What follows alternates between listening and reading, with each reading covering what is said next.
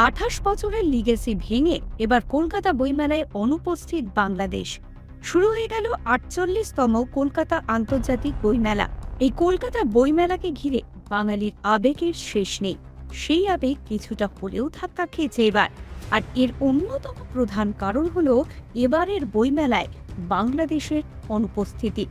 দুই বাংলার সাহিত্য ও সংস্কৃতি বিনিময়ের এক মহামঞ্চ হিসেবে পরিচিত এই বইমেলা, যেখানে প্রতি বছর বাংলাদেশের সক্রিয় অংশগ্রহণ এক অবিচ্ছেদ্য অংশ হিসেবে বিবেচিত হয়।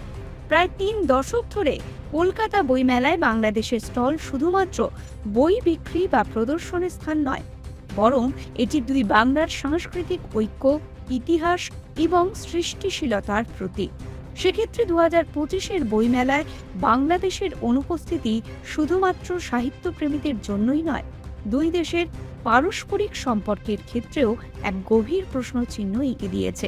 দীর্ঘ 28 বছরের অংশগ্রহণের ধারাবাহিকতা ভেঙে যাওয়ার এই ঘটনা দুই দেশের সম্পর্কের টানাপোড়েনকে আরও স্পষ্ট করে তুলেছে। চলুন একটু বিস্তৃতভাবে বোঝার চেষ্টা করি। 2024 সালের শেষ দিকে বাংলাদেশের রাজনৈতিক অস্থিরতা চরমে পৌঁছয়, যার ফলে ক্ষমতার পালা বদল ঘটে। দীর্ঘদিনের ক্ষমতাসীন শেখ হাসিনা সরকার ক্ষমতাচ্যুত হন এবং মোহাম্মদ ইউনূসের নেতৃত্বে সেখানে অন্তর্বর্তী সরকার গঠিত হয়। তবে এই পরিবর্তন বাংলাদেশে স্থিতিশীলতা আনতে ব্যর্থ হয়েছে এবং দেশটি অভ্যন্তরীণ ও আন্তর্জাতিক পর্যায়ে এক সংকটময় সময়ে পার করছে। আর এই আভ্যন্তরীণ অস্থিরতার কারণে সাংস্কৃতিক ক্ষেত্রে, বিশেষ করে আন্তর্জাতিক অংশগ্রহণে যথেষ্ট উদ্যোগের অভাব রয়েছে বাংলাদেশের পক্ষ থেকে। তার উপর ভারতের সঙ্গে দীর্ঘমেয়াদী মিত্রতার কারণে শেখ হাসিনা পদত্যাগের পর ভারতে এসে আশ্রয় নিয়েছিলেন। এই ঘটনাটিকে বাংলাদেশের অন্তর্বর্তী সরকার একদমই সুনজরে দেখেননি। তাছাড়া হাসিনা সরকারের সঙ্গে সুসম্পর্ক থাকলেও নতুন সরকারের সঙ্গে ভারতের সেই ঘনিষ্ঠ সম্পর্ক তৈরি হয়নি।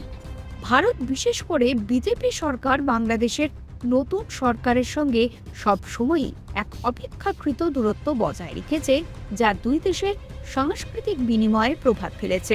প্রতি বছর বাংলাদেশ থেকে প্রকাশকদের কলকাতা বইমেলায় অংশগ্রহণ নিশ্চিত করতে ডেপুটি হাইকমিশন গুরুত্বপূর্ণ ভূমিকা পালন করে। তবে 2025-এ এই ডেপুটি হাইকমিশনের পক্ষ থেকে কোনো আনুষ্ঠানিক আবেদন জমা পড়েনি। আর সরকারের পক্ষ থেকে যথাযথ উদ্যোগ ও সহযোগিতার অভাবে বাংলাদেশি প্রকাশকরাও মেলায় অংশগ্রহণ করতে পারেননি। দুই দেশের সম্পর্কের টানাপোড়েনের কারণে আমাদের সরকারও কিছুটা নিরপেক্ষ অবস্থান নিতে বাধ্য হয়েছে। তাছাড়া আঞ্চলিক নিরাপত্তা ও বইমেলার পরিবেশের কথা মাথায় রেখে রাজ্য সরকার এবং কলকাতা বইমেলার আয়োজকরা বাংলাদেশের আভ্যন্তরীণ রাজনৈতিক সংকটে সরাসরি হস্তক্ষেপ করতে চায়নি। সর্বোপরি এই মুহূর্তে বাংলাদেশি প্রকাশকদের জন্য ভারতীয় ভিসা প্রাপ্তি অত্যন্ত কঠিন হয়ে দাঁড়িয়েছে। কলকাতা বইমেলার আয়োজকরা দাবি করেছেন যে তারা ভিসা সংক্রান্ত জটিলতা দূর করতে প্রস্তুত ছিলেন, কিন্তু বাংলাদেশ থেকে এই ব্যাপারে পর্যাপ্ত সাড়া পাওয়া যায়নি। যাই হোক, এবারের কলকাতা বইমেলায় বাংলাদেশের অনুপস্থিতি এক গভীর রাজনৈতিক, কূটনৈতিক এবং সাংস্কৃতিক সংকেত বহন করছে। এটি শুধুই একটি সাংস্কৃতিক দ্বন্দ্ব নয়, বরং দুই দেশের মধ্যে আস্থাহীনতারও প্রতিফলন। বাংলাদেশের রাজনৈতিক অস্থিরতা, সরকার পরিবর্তন এবং ভারত বাংলাদেশের মধ্যে ক্রমশ ঠান্ডা সম্পর্কই যে এই অনুপস্থিতির মূল কারণ, তা বলাই বাহুল্য। এই ঘটনা প্রমাণ করে সাংস্কৃতিক সম্পর্কের গভীরতা শুধু শিল্পের মাধ্যমে নয়, বরং রাজনৈতিক স্থিতিশীলতা ও কূটনৈতিক সমঝোতার ওপরেও নির্ভরশীল। দেখতে থাকুন বিজনেস প্রাইম নিউজ। জীবন হোক অর্থবহ।